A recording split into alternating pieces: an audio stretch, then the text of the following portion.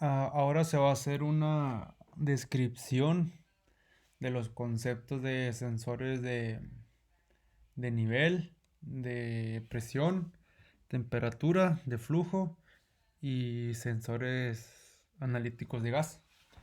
Comenzaremos con los sensores de nivel, que básicamente se usan para hacer mediciones de cualquier líquido, o incluso de materiales sólidos. De estos sensores de nivel pueden ser de diferentes estructuras.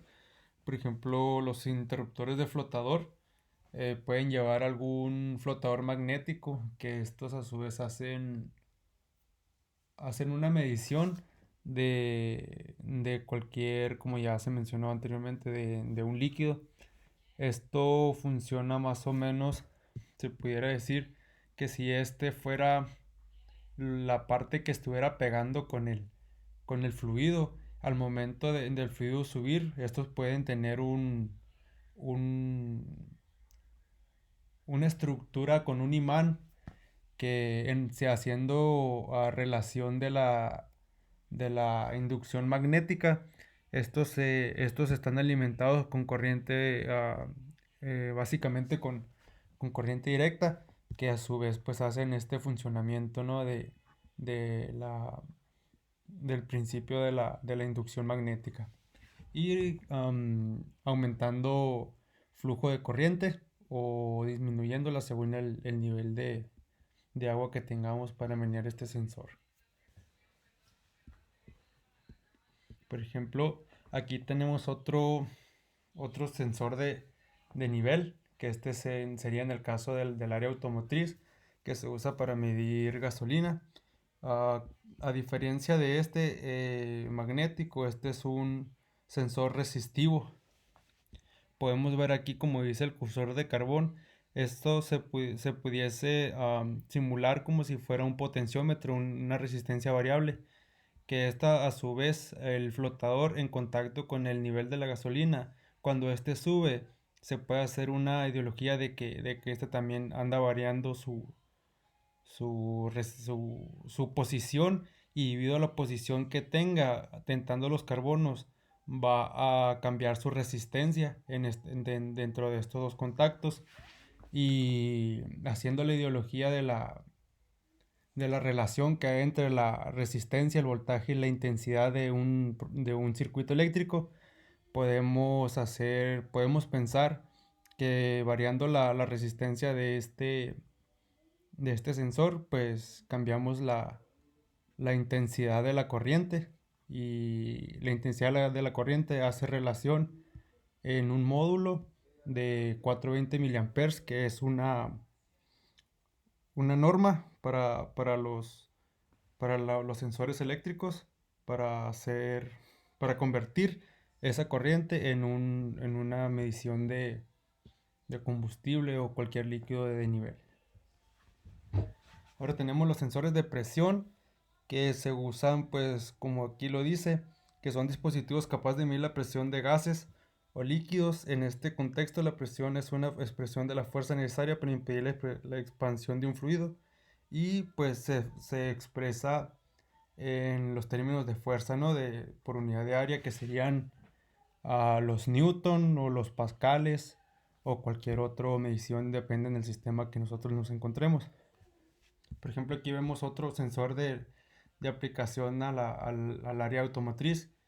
Esto sería un sensor de aceite en su caso, que al momento de entrar el aceite por este conducto que miramos aquí, crea una cierta reacción por dentro de los componentes electrónicos que tiene aquí, y varía su resistencia para efectuar la lectura en una medición de presión, ¿no? Cabe mencionar que existen los transductores, que es para hacer una conversión de la medición analógica a la medición digital, ¿no? A los sensores eléctricos. Este es un sensor de presión diferencial, que lo que hace, como bien lo dice, diferencia dos presiones que le entra. Por ejemplo, esta podemos efectuar que es una presión 1 de un líquido y esta la presión 2 de otro determinado líquido. Tenemos los sensores de temperatura. Es un componente electrónico que devuelve la señal eléctrica que depende de la temperatura del sensor.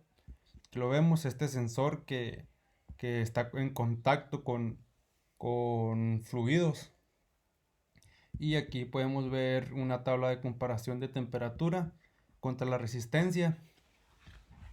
Hay algunos sensores que son casi lineales a la temperatura con la resistencia, porque por ejemplo aquí podemos ver que un sensor a temperatura de 100 grados centígrados se encuentra casi a 150 ohmios en resistencia.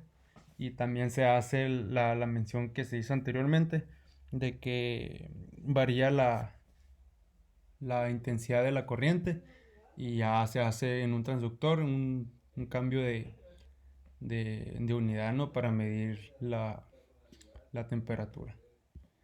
Pues el sensor es el que mide, es el que tiene la temperatura y se manda datos en resistencia. También los sensores de flujo es un dispositivo que instalado en línea con una tubería, es decir, así que pasa el agua por aquí por dentro del sensor. Permite determinar cuando está circulando un líquido. Como aquí dice en el otro contexto, este no te va a medir el caudal que está pasando por él. Para ello se necesita otro tipo de aplicación, que ya sería el sensor de caudalímetro, ¿no? Para medir cuántos litros por segundo están fluyendo sobre él. Este no solamente es un sensor de flujo para determinar si está o no está pasando algún fluido sobre él. Y por último tenemos el sensor analítico de gases, que, que es un aparato que detecta la presencia de gas en el aire. En una aplicación determinada se, se